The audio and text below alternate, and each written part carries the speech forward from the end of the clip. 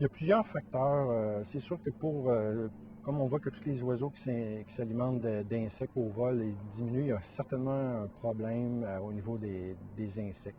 Peut-être pas l'abondance des insectes, mais peut-être que les espèces d'insectes ont changé dans le temps.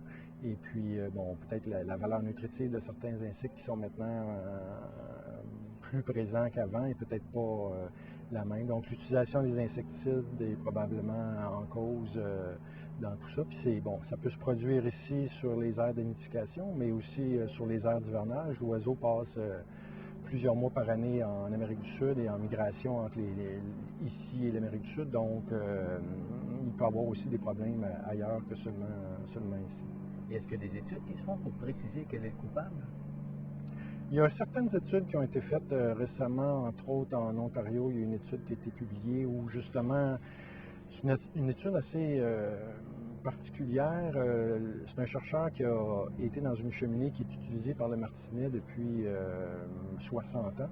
Et puis dans le fond de la cheminée, évidemment, il y a une accumulation de fientes d'oiseaux depuis 60 ans. Donc, il a étudié les fientes au niveau des insecticides présents et des types d'insectes qui étaient présents dans cette colonne de fientes. Et puis, s'est aperçu qu'avec l'arrivée du DDT, ça a changé beaucoup les communautés d'insectes présents.